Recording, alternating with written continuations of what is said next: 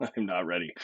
Welcome, everybody. I'm Aristotle Full Throttle. It's the Aristotle Full Throttle show where we hang out. We talk about movies and TV and comic books and silly things and Star Wars. Did you guys see that picture of Indiana Jones? Indiana Jones 5, I think they're shooting right now, which is kind of crazy because, Indiana Jones is 117 years old. I thought he retired like 5 times. Is he going to be married to Marion in that? Maybe. Well, bring your coffee. Come hang out for an hour. I'll just sit here and muse about. Oh, here's a Pearl Jam song. If we're going to be playing Pearl Jam, we might as well play some Pearl Jam, right? How does that one go? It's a...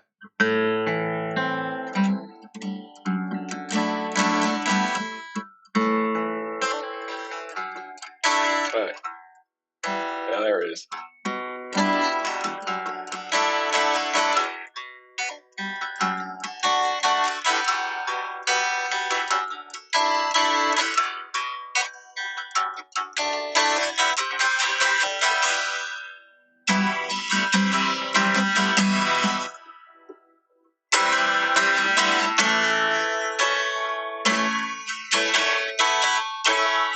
Immortality.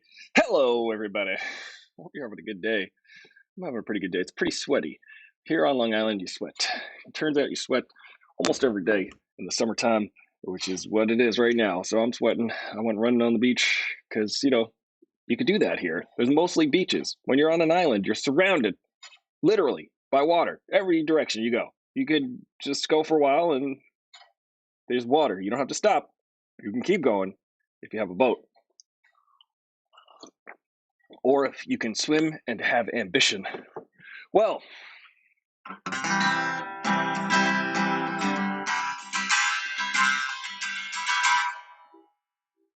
let's see if I can... the chat. Now the chat is starting. You have entered the chat.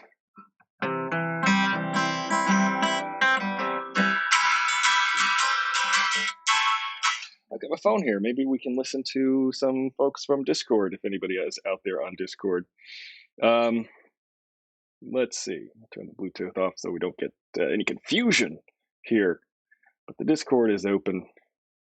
And let's see. I'll open up the Discord chat. If anybody wants to go ahead and chat.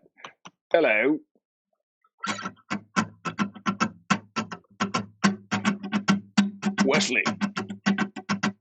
Wesley, do you know this song? Let's play Name That Tune. Let's see if Wesley can play along. Ready? I've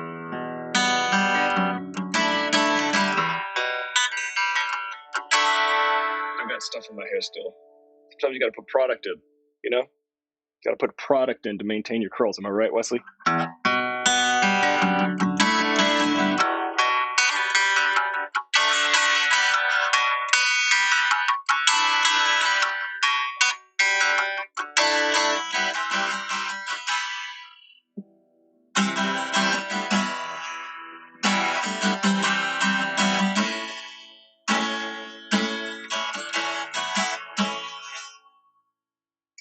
So tired. Oh boy, I gotta tell you, I'm Steel Condor. Hi, Mom. You stayed up until 5 a.m. playing the new season of Fortnite. Oh, that's right. The new season is out. Good golly. Well, Wesley, you're not too far off because porch involves the same chords, which is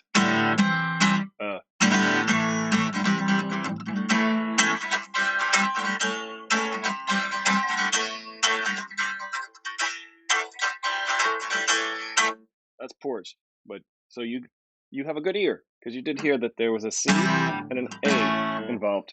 Good job. But that was who it finds home. Still hold on to a trapdoor in the sun. Immortality. Whoa, the new season of Fortnite. Now, explain to me the seasons, how to go. I guess there's new maps. You gotta do the maps, like the song by the Yeah Yeah Yeahs, the maps. Perhaps we can learn about maps. Feels so familiar.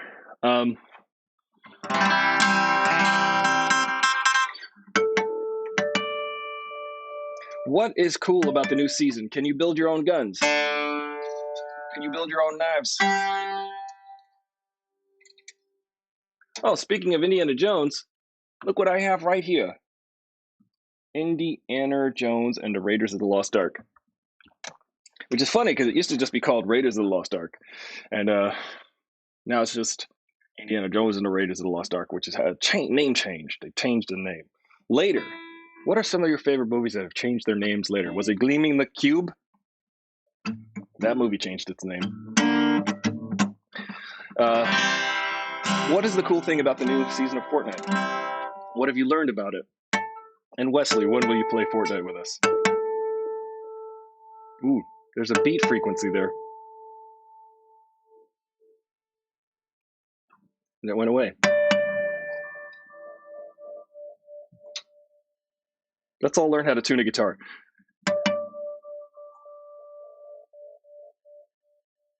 See, if you could hear the means it's out of tune. It means there is constructive and destructive frequencies.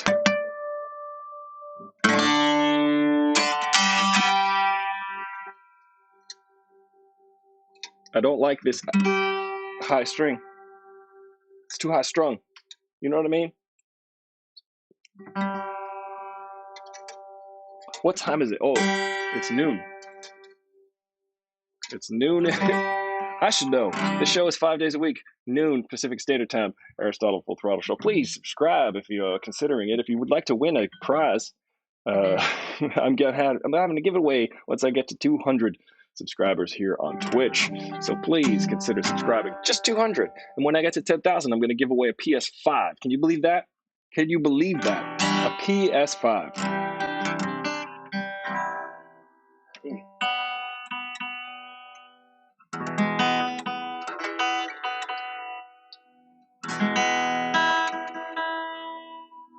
The string might break. Oh, Wesley, which one's this one?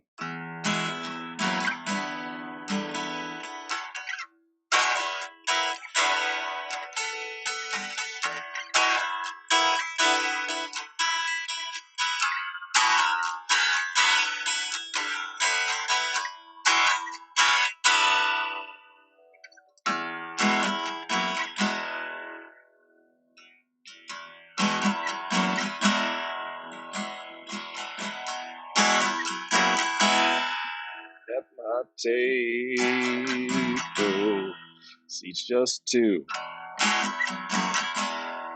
Got so crowded, can't make room. You know that song, Wesley? Maybe. I'm still Condor. You've been playing this. Are you still winning? Are you the champion of Fortnite? Because you are commonly the victor of the matches. What do you continually win? Do they give you a crown that they actually physically send you in the mail that you can wear while you're playing Fortnite? Because I will continue to play Fortnite. I will actually try to even get good at it at some point. But for me, getting the good at the games is not really that's not really my goal. I don't think. I think I just like to hang out and talk and have fun and then get shot and crawl around on the ground. That's mainly what I like to do in Fortnite. I don't really play for like any other reason. Like, I mean, it's gratifying to shoot somebody and actually get them, but I'm not that competitive about those kinds of things. I think I am competitive for other reasons. Has this stream been like interrupted? Seems like it. Oh, it looks like the stream is unwatchable, huh? Maybe it is. I've got full signal here. Maybe the internet is not working too good.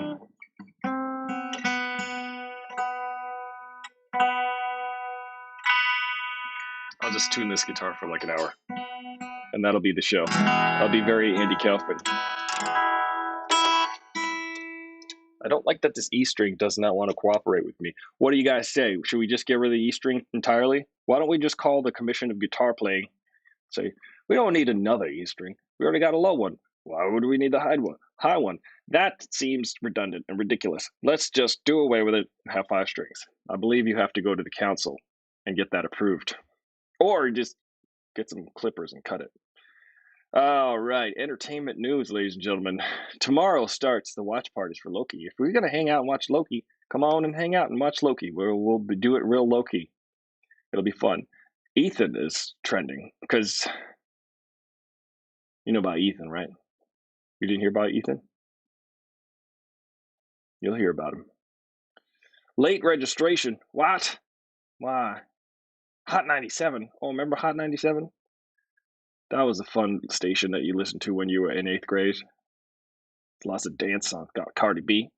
The other day I had a conversation with Kelsey, Alabama, and it was funny because we were singing Cardi B song. I was going, I got bands through the roof, bands in the coop, busting through the roof. I'm singing the song, bands. I mean, money. She said, I don't know, really needed money. And I was like, it's got bands through the coop, in the coop, busted through the roof. I'm singing. And she's like, bands in the coop. Stop. You know, what she said? She said, I'll shoot. This joke took a left turn because I forgot the joke. Touch me and I'll shoot. That's what she says. Bands through the roof. Touch me and I'll shoot. And Kelsey said, do you think she'll really shoot? And we had to think about that. May the egg be too hot and you wait till it gets too cold. Oh, you crack me up. That is a good one. May the cheese on your pizza burn the roof of your mouth and then you wait till it congeals. It's still not as, it's not as tasty.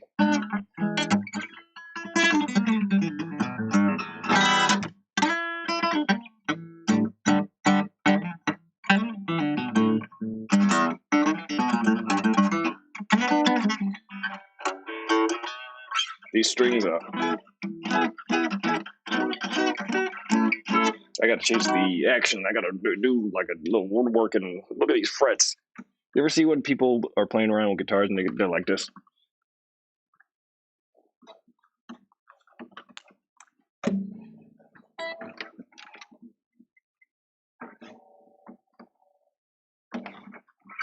People get into it, you know.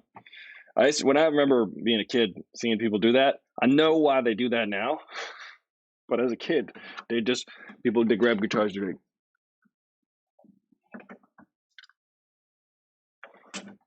like, just play the damn thing. The strums go here. Figure it out.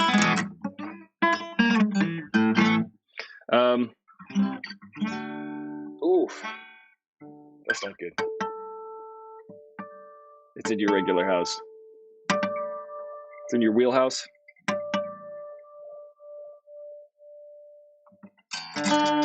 Oof, not good.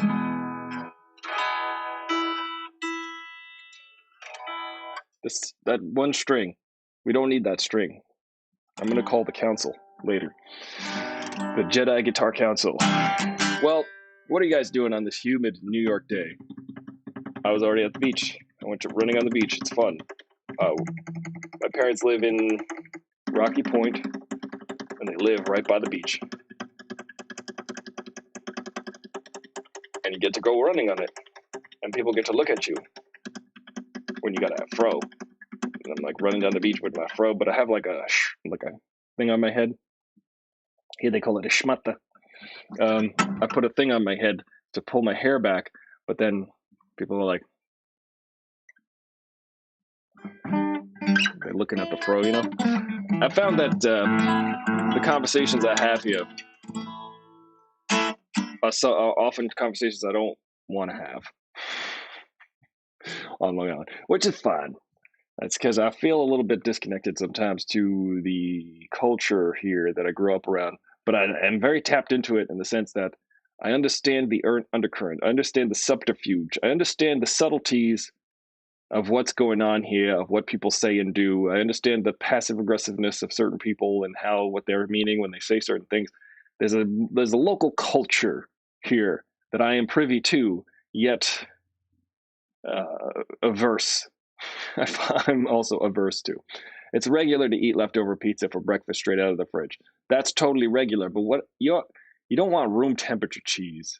You don't want congealed room temperature cheese. I don't. That is anyway. I don't want my sauce to be cold and my cheese to be room temperature. I would be offended. personally, and culinarily offended. Name this one.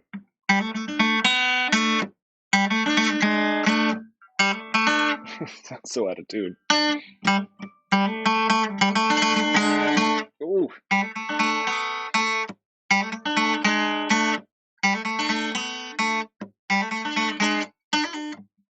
You know that one? I had to really concentrate because I have to hold the strings down really hard. So I have to like move my fingers. So we just hang out here. It's a fun time. Just hang out here, have a coffee. Hung out with my brothers last night. That was fun. Long Island. I'm just having a little bit of a getaway. Just to get away from LA, come back to LI and say, hey, how's it going? Happy birthday to Dave Filoni. Dave Filoni, from the creator of Clone Wars and Mandalorian, and co-creator of Mandalorian and all that stuff. Happy birthday, Dave Filoni. One of the guys that makes the Star Wars go round.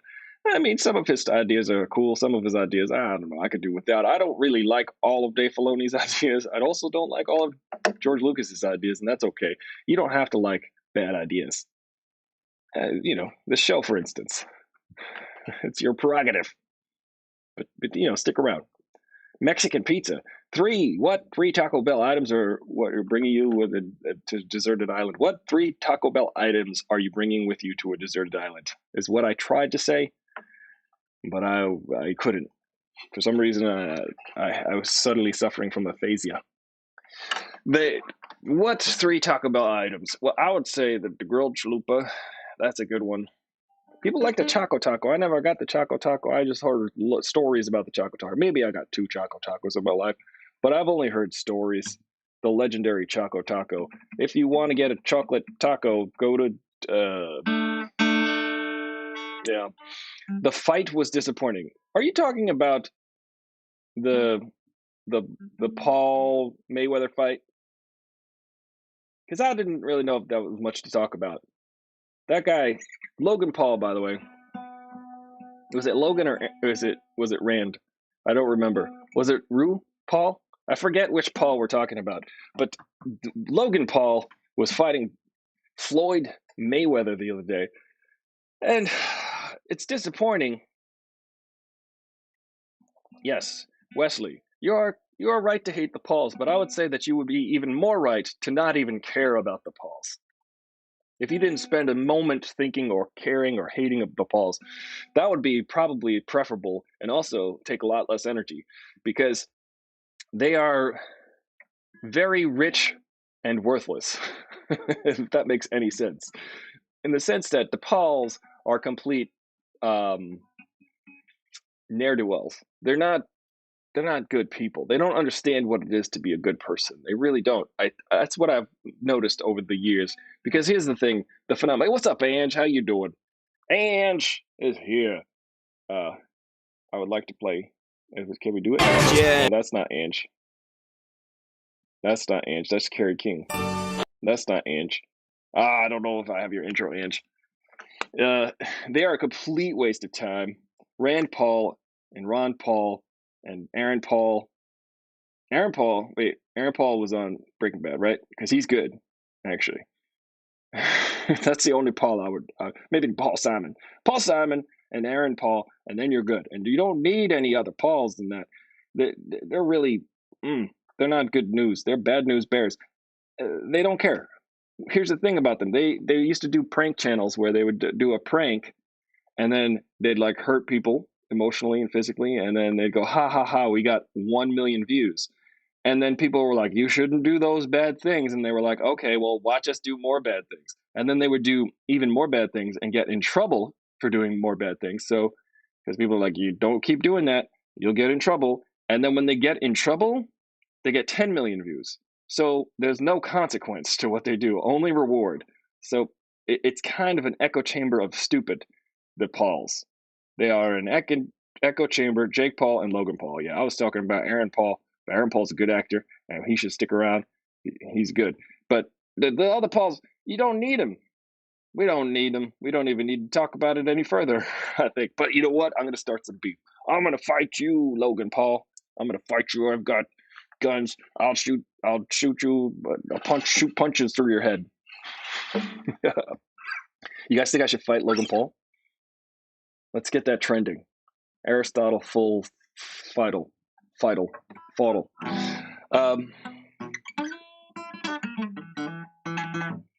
Let's see. KSI won. KSI beat them both. The Floyd Mayweathers and everything. But Floyd Mayweather, yeah, I don't know. They make me roll my eyes hard and get dizzy. But that's what they're good at. The fact that we're even talking about them means that they have occupied space in our minds, which means, hey, fair enough, touche, you guys won. That's the worst thing. The worst thing you could allow someone to do that's toxic is occupy mental space, to take up emotional real estate. So we should get it all out. We should say how much they're dumb. It's hard for me to gossip. I feel like if I gossiped on this channel, there would be way more people starting discussions and debating things, and in the sense that if you just stir the pot a lot and you rile people up, they want to get into fights over things about these people. And then all we're doing is paying them more money. We're putting more money in their pockets. We're taking up more thoughts with their presence. Yeah, I celebrate KSI. But it's just disheartening to see people who offer really nothing. I mean, I guess they offer entertainment for some people, but they're just bad people. And they're rewarded for being bad people. So I don't get it. I just don't get it, man. Venus Williams is dope. Serena and Venus. I'll tell you something about. Thank you for changing the subject, Ed. Ange. I actually worked with Serena Williams, and Serena Williams is like a force of nature. You stand in the same room with Serena Williams, and you're like, oh, here's someone who is the best in the world at what she does, and you feel it. There's like a radiance. There's an energy that comes off of her. She doesn't do anything. She's very graceful. She's very. I don't know. She just can stand there, and you're like, wow. I would get my racket handed to me on the court. I would be pummeled to death. Anybody would. Everybody on earth would. She's great. I was wrong. Someone told me that Serena Williams was married to the president of Redfin. She's married to the president of Reddit, which was different than Redfins, but it's the same. All account as red. So I understand that they got it mixed up, but I was going around for like 3 days saying, oh, she's married to the president of Redfin. She's not.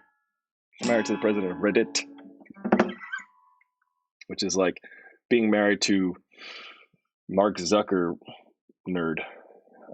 You love their relationship. I don't. Venus and Serena's relationship, or Serena and her husband's relationship, because I don't really know about it. They have a relation. Speaking of relationships, ladies and gentlemen, let's talk. Let's talk about relationships. Aren't they fun? Aren't they designed for like communication?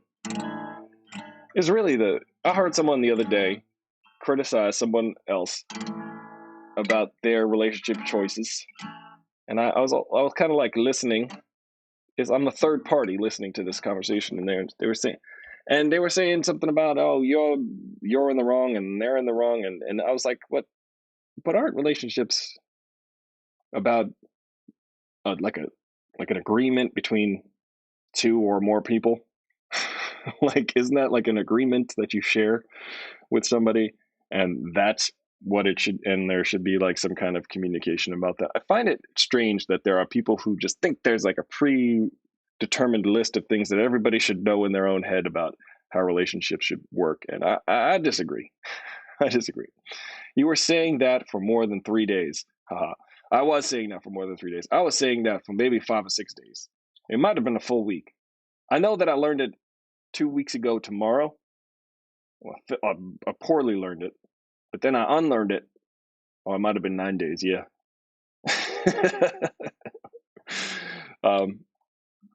I unlearned it. Yeah, maybe 3 years. 3 years ago. I'm in the movie Tenet. I'm gonna go inside a time machine. No, 3 days ago.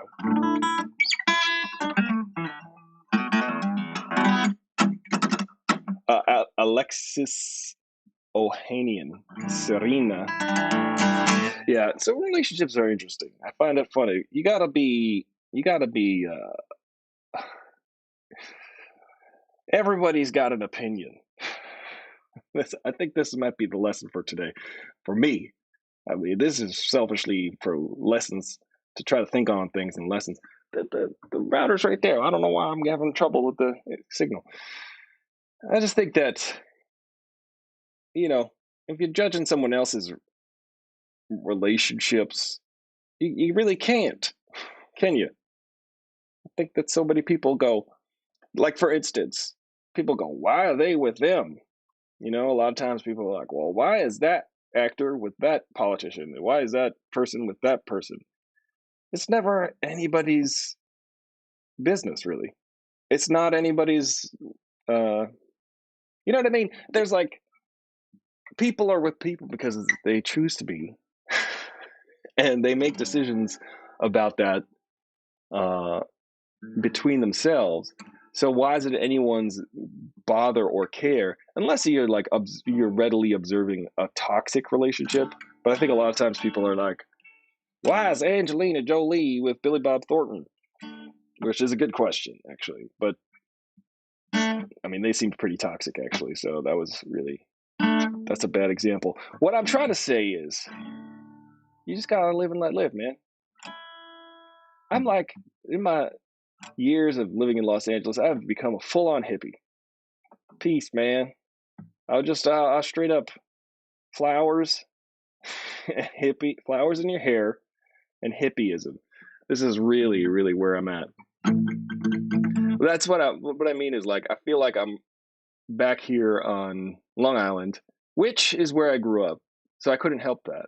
But there are certain, like, baked in cultural things here that living in my bubble in Los Angeles, which is very liberal and very accepting and very diverse, and it's also, I don't know, I just think there's like a wider, more expanded worldview, even though it's a bubble.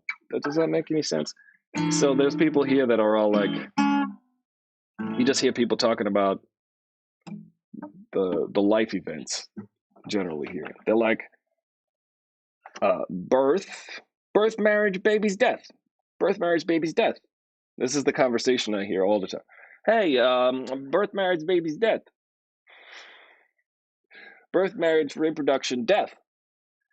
This is like literally I know that's dark and very obtuse, and also it's kind of distilled, but you know what I mean. People are like, they had a kid. The kid just got married. They just had a baby. Oh, they died. This is essentially the cycle. In the bubble in Los Angeles, I would say that, which I enjoy and I hang out in a lot, is a lot of creative people who are like, look, I made this hat. And I'm like, oh, that's a nice hat. To me, that's more fun. Or, hey, like Jen and I Am Steel Condor, they're like, I was up until 5 a.m.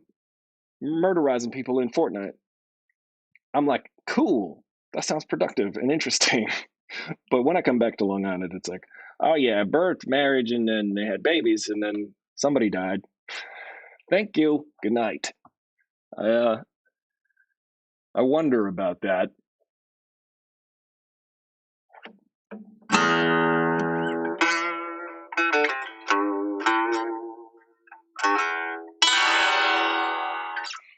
Dramatic chord. Well, guys, did you hear Johnny had a kid? Oh no, Lenny died.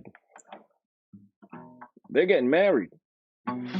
These are the conversations I hear all of the time. I just likes how he protects her and cheers for her. Yes, that's cool.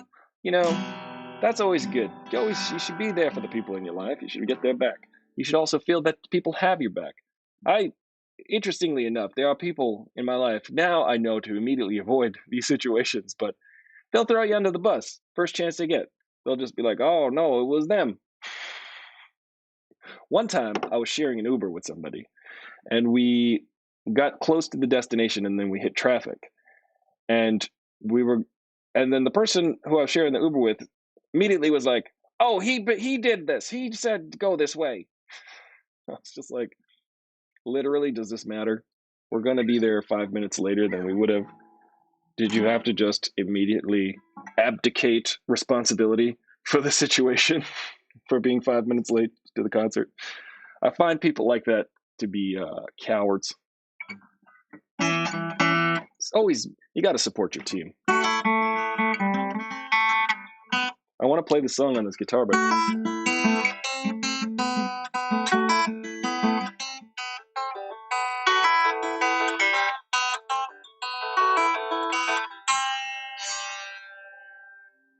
it's out of tune.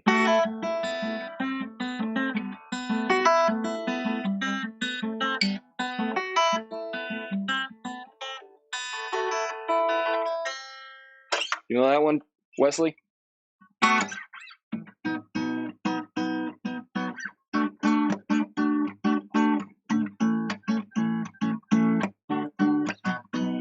Thank you. I just wrote that. You wouldn't believe this, guys. By the way, just came up with that. You would never have known by the quality of sound that you just heard. Yes, 4 dancing emojis. I agree, Ange. Always, you got to support your team. You got to say, hey, who are the people that matter to me? And that's what I think. This is really a philosophical show. Even though my name's Aristotle and I don't really know much, even though my name's Aristotle, it's fine. You got to support your team. It's always good.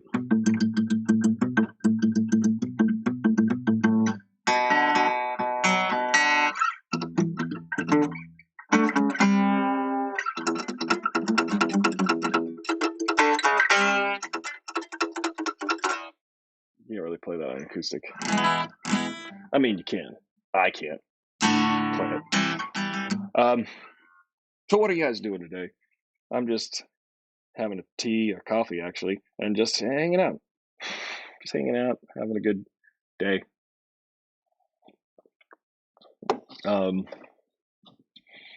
Might go out to dinner after this. We're still working on the plan. You always need a plan, do you? Though there are certain books about like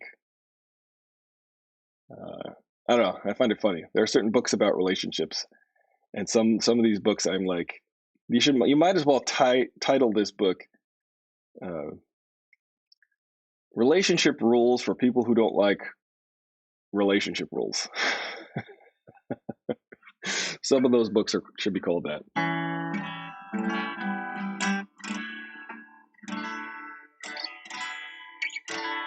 It's all about communication, ladies and gentlemen.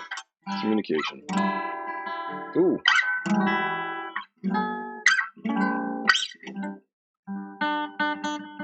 Ange, what are you up to? What are you doing? Are you having beignets? Because if I was in New Orleans, I'd eat a beignet every day. I'd say this is my beignet today for the day. I'd have one every day. I still haven't had I've only had bagels 2 mornings since I've been here. And I've been here since Wednesday night. And I'll be here until Monday. And I will just be relaxing mostly and hanging with people, my family and my friends.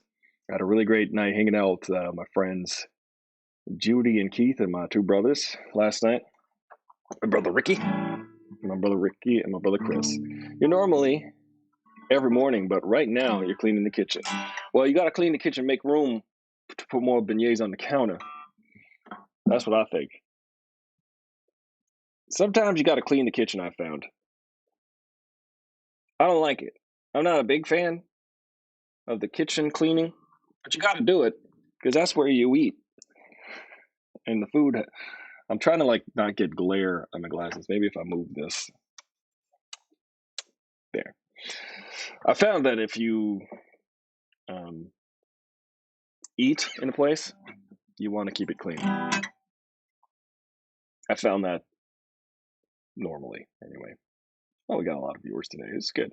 We're just hanging out. Prime Day's coming up, guys. Are you excited for Prime Day? I am. I think that's when I'm going to get my TV. I think I have to wait it out, Ricky. If you're watching still, I think I got to wait out until Prime Day to get my TV now because I keep pushing. The TV that I was looking at dropped by $50. And I'm like, not enough. It's a big, expensive TV. $50. What is even that? That's nothing. Glasses glare. It's inevitable. You know, though, Ange, I'm not sure how inevitable glasses glare is. I'm getting a heart attack. Elizabeth, I'm coming. So I'm not sure how inevitable it is because I noticed when they lit me for the Redfin commercial, they never had lights in front of me. They only had lights on the side and above me.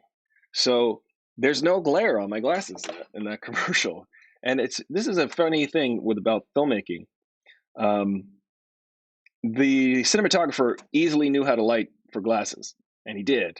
And he lit from the sides and from the top and whatever.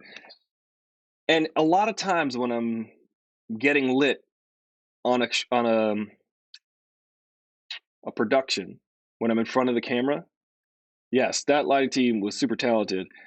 And I can immediately tell, and I feel like calling them out next time because they'll be like, "Oh, there's nothing we could do. He's got glasses." It's like when I hear people say that on set when I'm standing in front of the camera, it makes you self-conscious, first of all, because you're like, "Oh no, I'm causing problems. Everybody's upset that I have to have corrective lenses." Correctional lenses. That's like when you go to jail. So I get upset by that because then I start to panic and I'm like, oh no, they think that I'm ruining everything, and then they'll be like, he's too tall and he wears glasses, and I'm like, oh man, I'm so self-conscious now. I can't concentrate on what I'm supposed to do because everybody's upset about my physical attributes and my blindness. So I get really panicked in those moments, but then I realized I should own it. I should say, hey, you guys are the professionals. You should light it. You should get a tripod to put the camera on. Come on, get it together, guys. You're the ones who've got to figure this out. That's not my problem. That's filed under the category of not my problem. I realize I should probably take on some kind of actual stance in those situations. Yeah. Oh no, she's too dark. You got that, Ange? You got to throw them right in the trash. I got that one time because I was sitting in there's a movie called LIE, Paul Dano's first movie. I was sitting in as a PA for Paul Dano, and I'm sitting there in this pizza parlor in Massapequa, I think it was, maybe Lindenhurst, and I'm sitting there, and they're lighting the shot for Paul, who is shorter than me, but so I'm hunching down, and then the camera guy starts laughing. He's like, well, he's black, so what are we gonna do? He's black. And I was just sitting there so self-conscious, they're laughing because I'm too dark for this kid. And I'm thinking, dude, figure it out. It's your job. Granted, when you get a stand-in, you get someone who resembles the actual actor. You get someone who resembles their actual, but to laugh at somebody, that's not cool, man. That's not cool, Eric Boncher. I called him out. You can Google him. Eric Boncher. Yeah, so that guy was a jerk. But and mostly on drugs, I think. He was mostly on the drugs. The whole time I think his eyes was glazed over and he was like, and he thought he was funny. He's one of those guys that thinks he's funny because he's loud. Some people are like, blah, I drove my car last night, and they start laughing at their own jokes, and you're like, okay, how do I get out of here?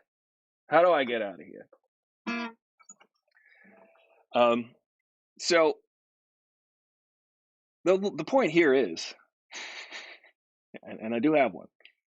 By the way, one of my favorite books was a book by Ellen DeGeneres called My Point, and I do have one. That was a good book when I read it when I was younger.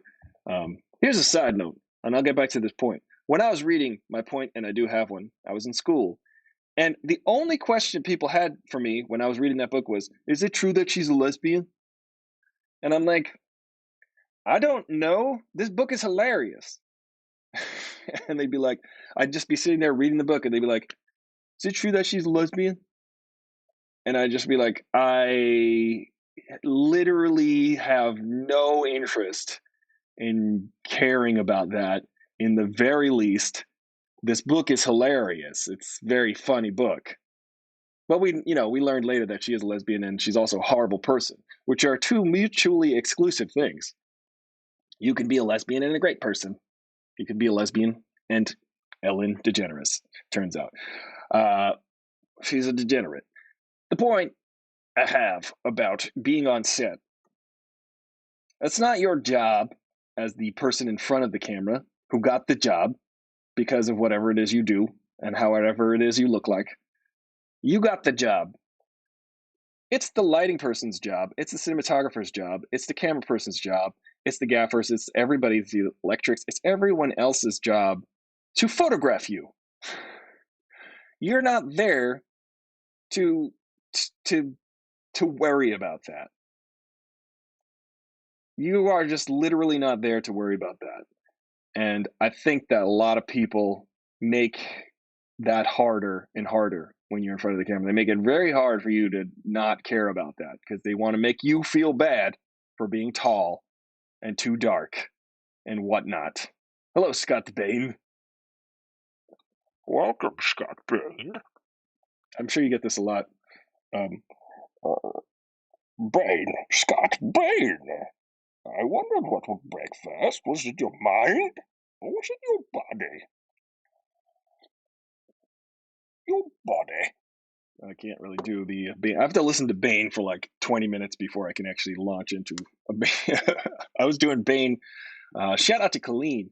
I remember one time we were doing like trading off Bane impressions for a while. We were trading Banes.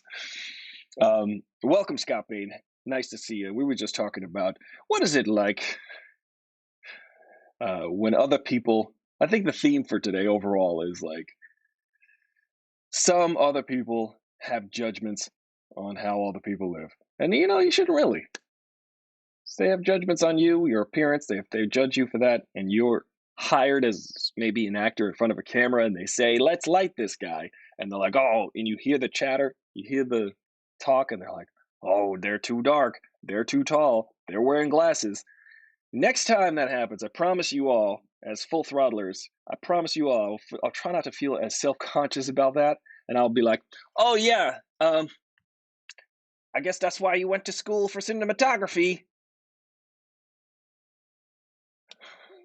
I suppose, I don't know how to say it in a polite way. I'll probably say it in a playful and polite way, but I'm not going to be a jerk about it. I refuse to be a jerk. I refuse to meet jerks with being a jerk sometimes. If sometimes it's called for, though.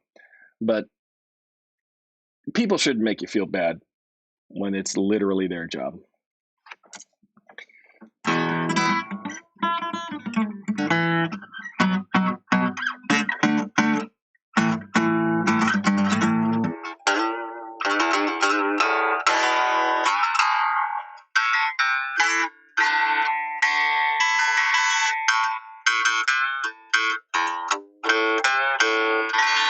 How's it going? I forgot how it goes. I will learn Dead or Alive by Bon Jovi in the next 3 seconds.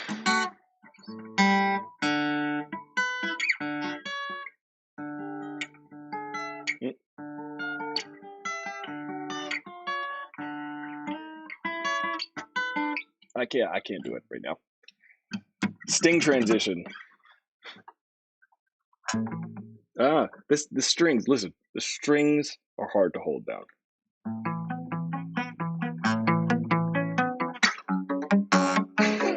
Imagine.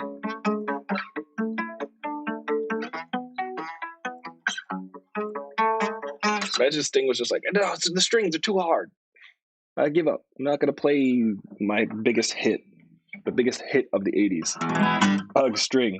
Oh, I thought she said Sting. Because Sting was like singing.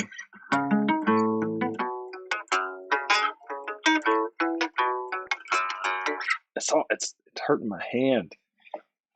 When people say, does guitar ever hurt your hand? I say, yeah, sometimes. You got that? You got this out of the title. So yeah, there's certain things, like when I was working on this commercial, this UPS commercial. I don't know if I followed up on that about the pants, when they told me I was wearing the wrong pants. They were like, you're not this size. And I was like, I am this size. And they said, no, you're not. We're going to gaslight you about this. I was like, well, my pants that I'm wearing say the size that I told you. And you even said that I told you that size. So can we close this loop, this information loop? And they said, nah, you gave us the wrong size. And I said, I gave you the size of the pants that I'm wearing right now. You can see that. I can see that. You said I gave you that size. What's going on here? Are you trying to gaslight me? Are you trying to tell me that I lied to you about what is our agreed upon reality? So don't get gaslit either. That's a really important thing. Any job has that too. Any office job, anything. Like, you gave us the wrong TPS report. You just gotta. I got gaslit at a job about 10 years ago. I was a case manager, and they were trying to tell me I wasn't doing my job. And I said, all of the things you just asked me, I answered with what I just did. So they said, you didn't do. I was working as a case manager, so I had to make sure that my client had their medication, that they had their appointments, that they had transportation to those appointments. You have to just sort of like help people with basic life skills because they need it. There are people in society that can benefit from case management. So they said, we were looking over your case here. This is a Friday afternoon at 5 p.m. So I want to go home. And they call me on the phone, and I'm sitting in my driveway on the phone with all of the supervisors. And they said, we were looking at your case, and your client, you didn't call their psychologist. And I said, I called them 3 times this week. Finally got a hold of them yesterday. Made the appointment. And they're like, well, they don't seem to have transportation to. And I said, their transportation is booked. They're ready to go. Well, you didn't give. They kept saying you didn't do this. They said you didn't get the medication. And I said, I did. And they're like, well, this isn't reflected in your notes. Now, here's the fun part about the notes. The notes are due Tuesday morning, and it's Friday afternoon. And everything they were asking me had to do the 2 days prior. And I said to myself, so you guys want the notes in before they're due, or do you want to say that I didn't do these things? Because the notes are right here on my computer, and I could show them to you. I just didn't print them out and hand them in on Tuesday morning when they're due. Yet they're on my computer. Would you like to see them? And they just kept saying, but this is not reflected in your notes, so you didn't do it. And I just said, if you're wondering if my client has all of the services they need currently, they do. If you're telling me that I didn't do these things, I did. If you're saying that it's not reflected in the notes are due Tuesday morning. And they're on my computer if you'd like me to print them out now. So like, they just kept going in the circle with me trying to, and then I quit a month later because I said, I'm going to go to California. I'm going to go to Los Angeles and work in the entertainment field where I can experience a whole different type of gaslighting. Yeah, and it was frustrating. I called them all out though, because I don't like to be put in a situation where I question my own reality. Where they're telling me that I didn't do a thing. And it was my direct supervisor, the head of the program, and another main supervisor, just all on speakerphone with me, literally trying to.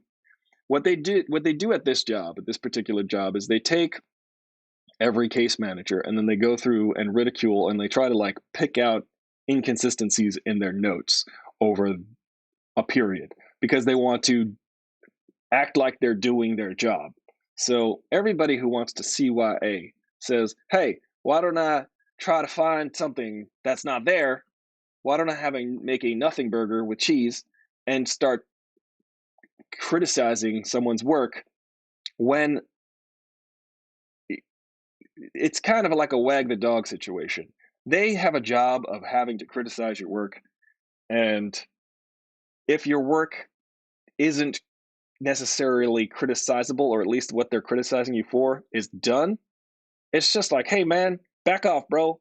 I don't know what's wrong with you, but stop saying I didn't do it, because I did. So this is basically how a lot of things work. Actually, it's kind of funny. I had another thought about that. When people are telling you you didn't do the thing you did, it's time to move on. It's time to really move on. Here's the receipts. This is 2 weeks' notice. Yes, exactly. I walked straight. It was funny. I had this coworker, Andy. He was 70 at the time, so that would make him 80 now, hopefully. He was saying, he said, "Oh, I saw you when you came in that morning. You had your note in your hand, and you walked right to the You walked right to the director's office." He said that to me. He said, "Ooh, I knew what was up. You sat down at your desk. You opened your book. You pulled out your resignation letter, and you walked right to that office." So that was a fun moment in my life, actually, to be like, "Hey, by the way, F all y'all. I'm leaving. Goodbye." And they were like, "Well, what are you going to do?" I was like, "I'm going to go to LA." They're like, "Why?" And I was like, "Well, because I want to pursue music and acting and art." And they were like, "Why?" They were so confused. They were so confused, and I was like, "Well, I guess it's not for me to worry about you being confused over. Goodbye." I get frustrated by that, like those things. Andy is awesome. Andy, and shout out to Andy Iorio. Well, he was like, "Woo!" I came. He knew exactly what was going on. It was hilarious. He saw me get into a confrontation with a supervisor once. I'm glad. Hey, is this Will? You play the game at work with a lot of people. People gossip and project their prejudices without even realizing it. Yeah, it's kind of amazing. People's worldviews are basically how they frame a lot of their opinions, and I'm no different. Like, I try to frame my opinions based on my hippie lens, my purple hippie sunglasses. They're the shape of a circle. They're much like the classic rock biters. Oh, he had an awesome last name too. Yeah, Andy Iorio. He was a nice guy. He liked to just sit there and be like, "Woo." he was he was that guy. He was great. I hope that Andy is. But you know what? I don't know if Andy could have retired. He just didn't want to. He just wanted to hang out and be like, "Woo." Help people. Andy was one of the most helpful people ever. He helped me out that job. He helped people outside the job. He always helped everybody. He was interested in helping people. He did not care to criticize people's work. But yeah, there's so much that people do to find problems that don't exist. If your job is to find problems and there are no problems, you'll find problems so that you feel like you're doing your job. For instance, cops. Cops, police, period. The police. Not the police like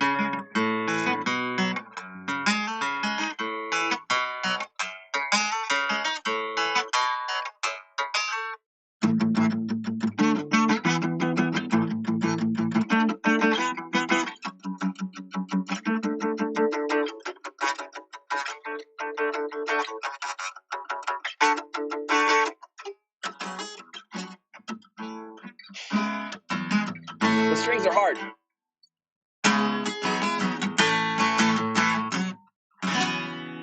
The strings are hard to hold down. I'm blaming the guitar because I don't want to take any responsibility for not practicing. Always look for the helpers. By the way, good afternoon, Ange, Aristotle, in the chat, in particular, alphabetical order. Yes, indeed. Welcome, Will. Miss you guys. I'll be back next week.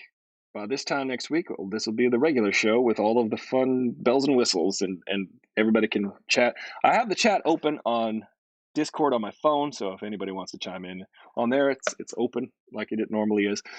Andy Summers was wicked with those 4. Yeah, he was. Andy Summers all up.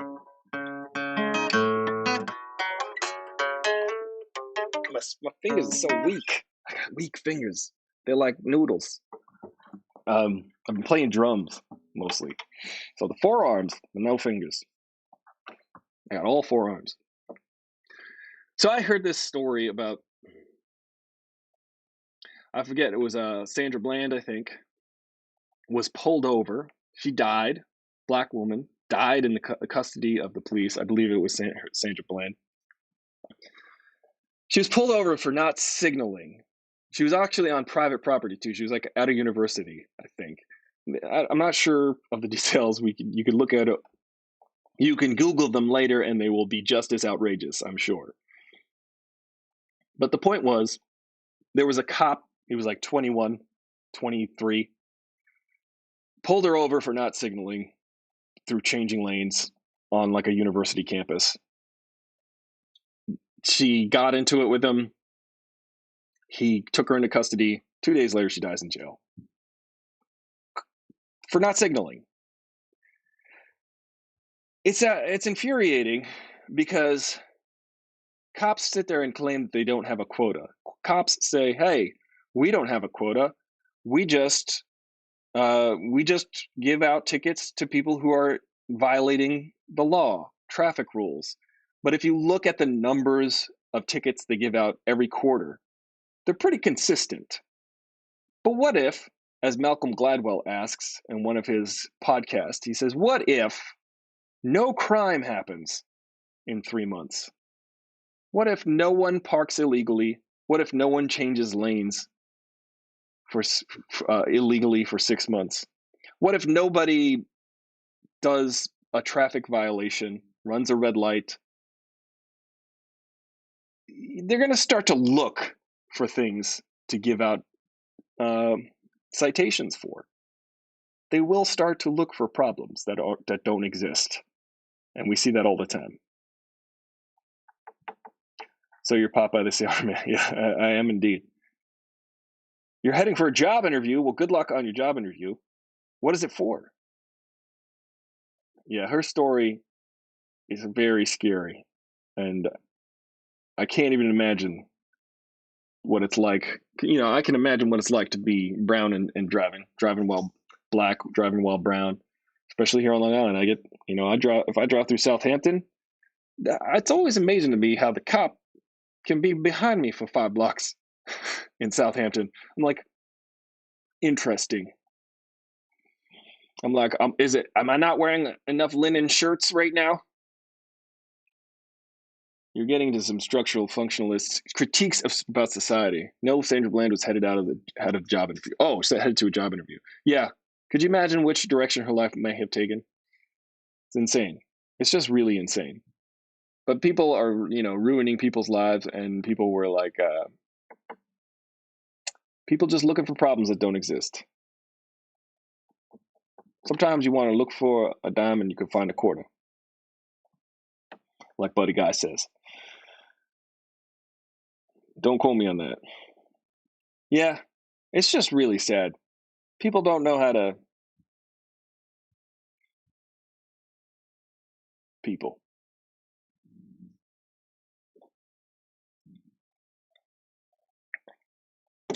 Was she from out of town? Relocating for a job, if I remember correctly. It's a shame. It's a damn shame. What if nobody runs a red light for 6 months? How are you going to justify handing out the same number of tickets?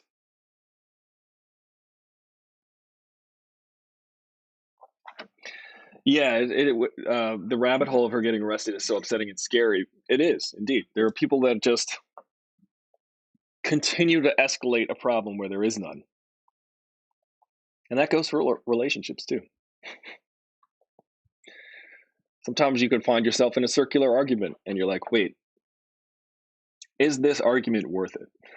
Are we arguing over something substantial? What's really going on here? Not like any relationship with friends or family or anything. You just say, what is really going on here? Are we really mad at each other right now? Are we mad? Why so mad? Are you mad, bro? It's good to know what your feelings are. Working on that. You got to understand what is your feelings and what are other people's feelings. That's always important too. I've been in situations that were very toxic where people were feeling very angry and they didn't know. They did the gaslighting. They're like, well, you did this to me. You didn't say that. You did this. You said that. And you're just like, I don't understand. Our recounting of reality seems to involve different events. The randomness of so many of these officer-involved shootings, people minding their own business. Yeah.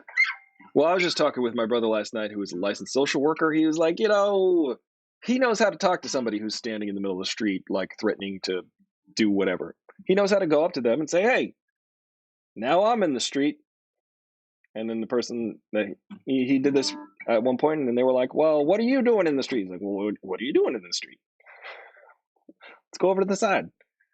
He can de-escalate. He can help de-escalate situations that don't need any type of police intervention. Because when you bring a gun to a situation, someone's going to end up getting shot, probably.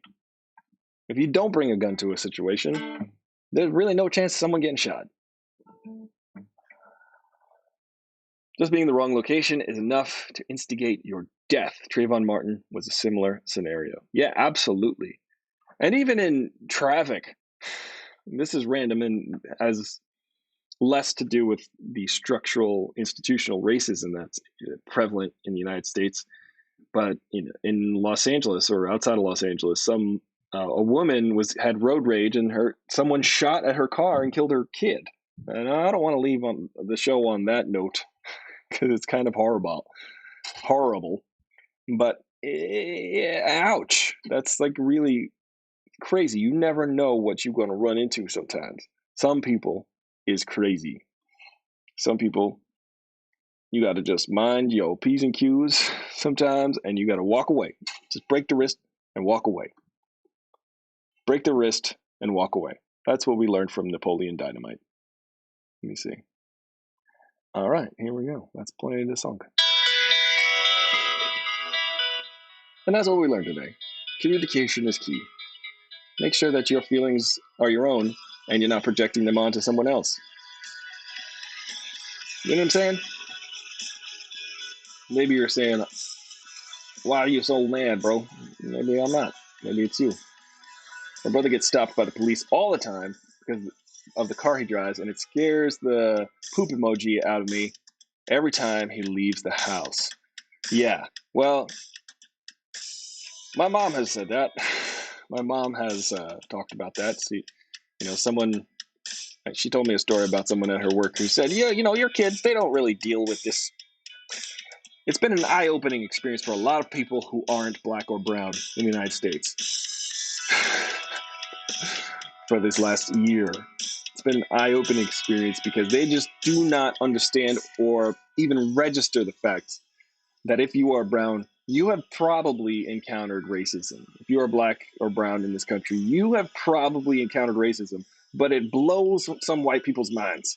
It blows their minds. They're like, no, you didn't experience that. It's like, why? Because I don't sit here and like volunteer that information all the time. Yes, of course I experienced that. I experienced that to this day. I probably experienced it a little earlier today, to be honest, on the beach. It's just part of every time you go out the door. And someone said to my mom, they said, oh, your kids, they don't experience that, do they? And my mom said, literally every time they walk out the front door, I think about that. And they think about that. They have to think about that. And it's just a true thing. So we'll be gaming. Stay safe. It's just a fact of our lives to have to deal with this. And other people it just occurs to them. They're like, well, you're just as oblivious to this as I am, right? No. Unfortunately, no. This is a fact of life. I have to think about every time the cop car is following me in Southampton for 5 blocks. I have to think, all right, let's get the pullover over with. Oh, you're going to zoom past me now? Cool. Officers in general, people being primed to view all others as a threat. Yeah.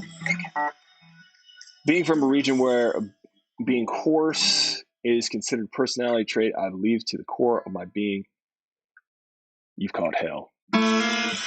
Yeah. New York is. Just watch my TikToks. I do it in the full New York accent because that's where I live. Check out the TikToks and they're fun. I might do some more. Maybe I'll do some more. Maybe I'll take a nap. Maybe I'll eat some pizza. I'll probably eat some pizza. Well, guys, it's always wonderful talking to you guys, and I'm glad that I can still do this with the Christmas tree on in the background, just to throw you off, just to keep you on your toes. It's a fun hour I get to spend every day with everybody. What's crazy is the one person I know from Central Islip is K Solo, whose claim to fame was documented in the single Fugitive. K Solo. Well, EPMD is from Islip. Apparently, I don't know. I think that LL Cool J is supposedly from Bayshore. Supposedly, you know who else is from Bayshore? Where I grew up, where I graduated high school anyway. Harvey Milk. Randomly, Harvey Milk is from Bayshore. When I saw the Bayshore Hall of Fame in high school right outside the gym, I said, I'm going to get my name up on that wall. In high school, I said that. So now maybe they'll put my name up on that wall. Huge fan of EPMD. Also, KRS-One is from around here, I think, too. But they claim Brentwood on the record. It's kind of weird. They mix it all up. Eddie Murphy says he's from Freeport, but he actually went to Roosevelt. People, they mix it up. Like, even Bill O'Reilly said he was from Levittown. He's not from Levittown. He was from Westbury. He's a liar. Levittown and Westbury, if you are a Long Islander, have different connotations as far as socioeconomic connotations. We have a Long Island hip hop talk one of these days. Yes, we should. We actually should. There are lots of interesting groups that have come out of Long Island, including 9 Days. Who cares about 9 Days? Including Brand New, including Taking Back Sunday, including Blue Oyster Cult, including Twisted Sister, including the Stray Cats. We could go on and on.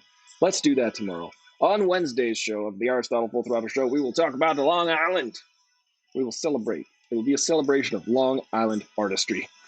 And also, it'll be a celebration of getting the F out of Long Island, because it's nice to stay. It's a nice place to stay for a minute. But, I mean, look, I grew up here. I have an affection for it. And I also have an aversion to it. And on that note, you guys are great. Ange, Will, Kelsey, Scott Bain, Wesley, everybody who's popped in to say hi, my moms. I'll see you all tomorrow. I'll actually see my mom in like 30 seconds. I'm going to go up and have some coffee with my moms. All right. Bye, guys. I'll see you tomorrow. Dink. That was like a ding sound. Just imagine a ding sound. I dropped a pick. Oh, no. I lost a pick. I lost the pick.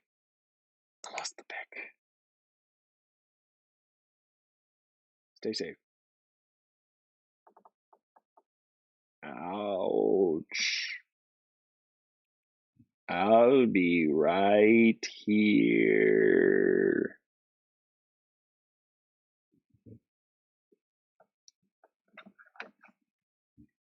Oh, we made it to 100.